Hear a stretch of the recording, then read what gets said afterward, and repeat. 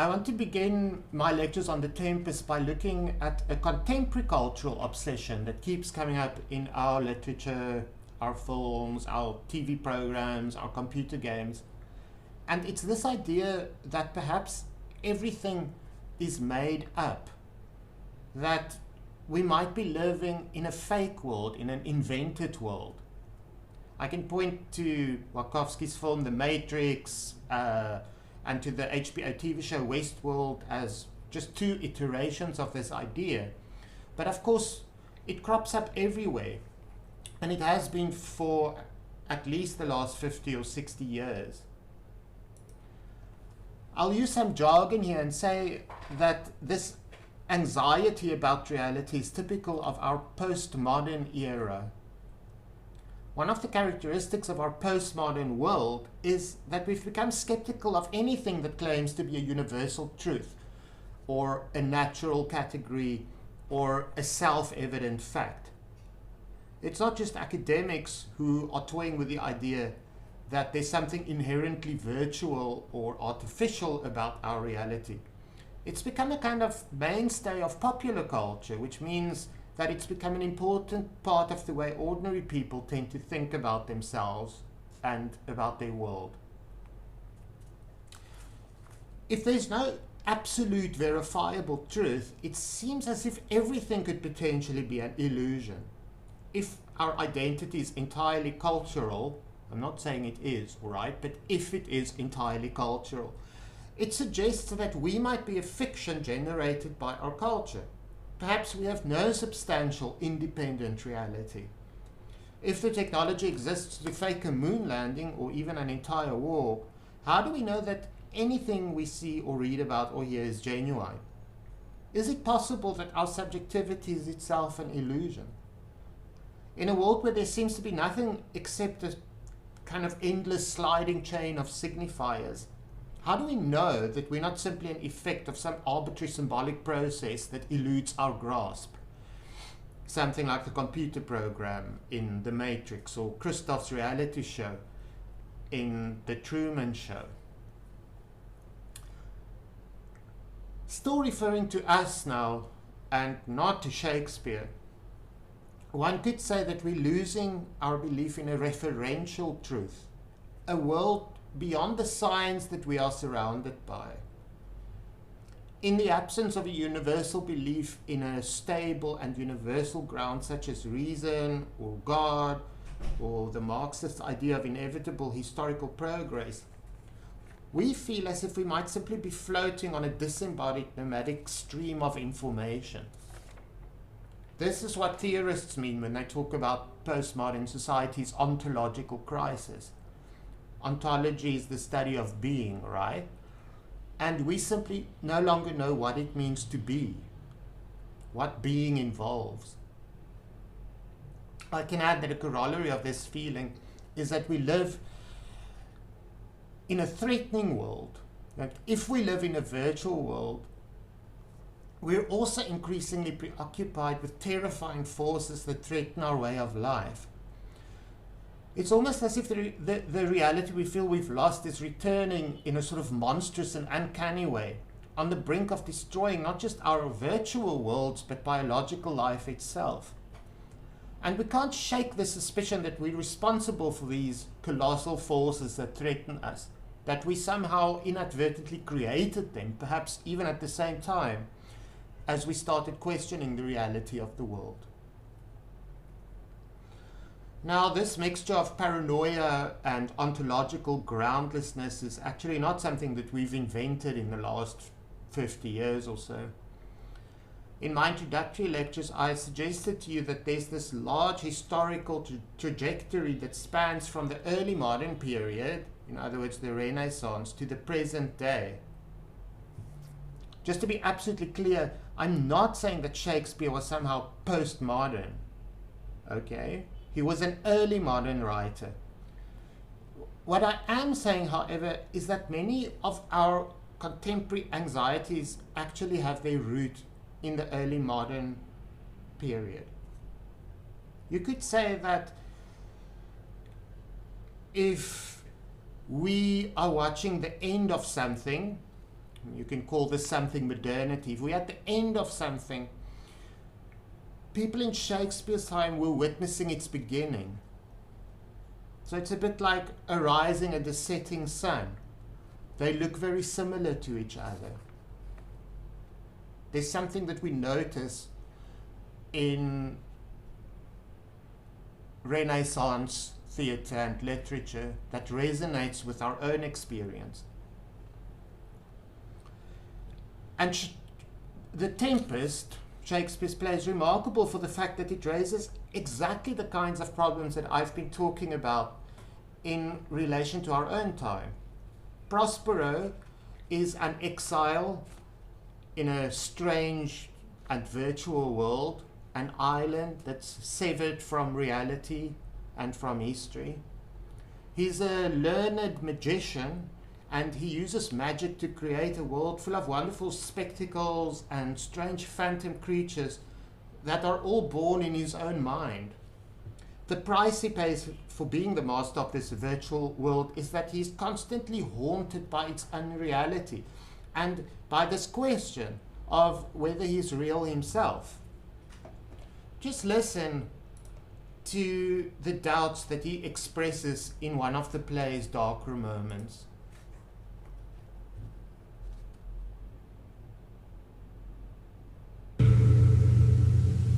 Our revels now are ended.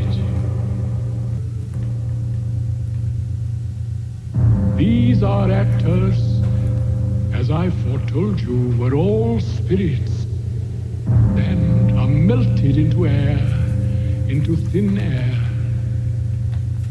And like the baseless fabric of this vision, the cloud-capped towers, the gorgeous palaces, the solemn temples, the great globe itself, yea, all which it inherits, shall dissolve, and like this insubstantial pageant faded, leave not a wreck behind.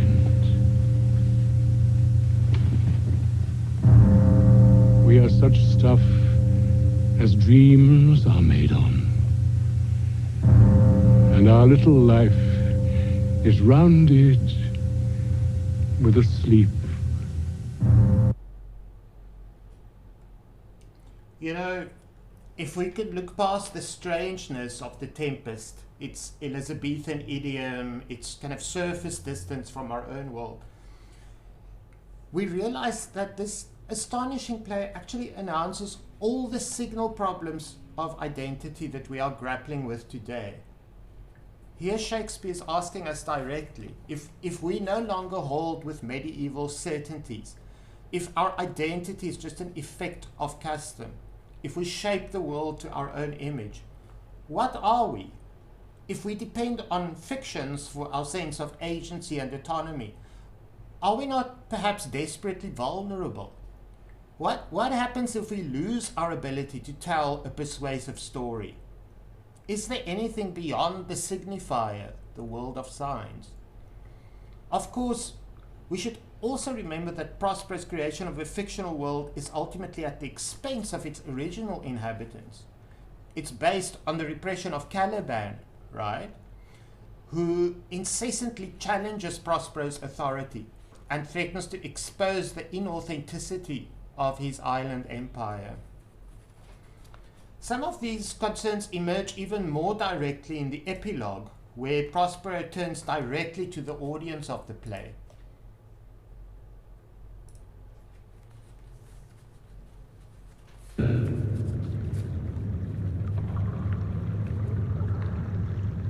Now my charms are all o'erthrown, and what strength I have's mine own, which is most faint. Now 'tis true, I must be here confined by you, or sent to Naples. Let me not, since I have my dukedom got, and pardon the deceiver, dwell in this bare island by your spell. But release me from my bands with the help of your good hands. Gentle breath of yours my sails must fill, or else my project fails, which was to please. Now I want spirits to enforce, art to enchant, and my ending is despair, unless I be relieved by prayer, which pierces so that it assaults mercy itself, and frees all faults. As you from crimes would pardoned be, let your indulgence set me free. Here, Prospero tells us at the end of the play that he has no more magic power left. Interestingly, he lost his power together with his books. In other words, his ability to create a world of illusion is explicitly textual. It's grounded in the written word. What is the only thing that still sustains him in this epilogue? Well, it's us. It's the audience. You know, when he says, "Release me from my bands with the help of your good hands," he's turning to the audience and he's saying, "Please applaud my play. Clap your hands." And it's only through our approval that the play can survive. We have to somehow keep Prospero and the world of the play alive through our interaction with it. In some ways, he's developing a theme here that runs throughout the play. Just as he sustained and governed everybody on the island, the real people and creatures as well as his fictional creations, he is himself sustained by our belief in him. He reminds us here that he's fictional, that he's a character in a play, and that we have the power to free him from the stage. Another way of saying it would be that his existence is intersubjective. Without us to believe in him, to read or to watch the play, he's nothing. His fate is in our hands. By reminding us firstly that the island in the play was to a certain extent a fiction that he created, and that he is himself a fiction on the stage. He's of course also suggesting that we might be fictions ourselves. You know, perhaps we are ultimately no more real than he is. We also have an audience that watches us and sustains us in some way. Shakespeare keeps confusing the stage with the world, so that the one is like a mirror for the other. Remember earlier we said the solemn temples, the great globe itself, yea, all which it inherit shall dissolve. Now, of course, Shakespeare's plays were performed at the Globe Theatre. So his reference to the great globe is a sort of self-reflexive pun, right? The theatre and the world seem almost identical. If the theatre copies the real world, then the real world is in a sense simply theatre. It's worth just pointing out here that we also think that The Tempest was Shakespeare's last play.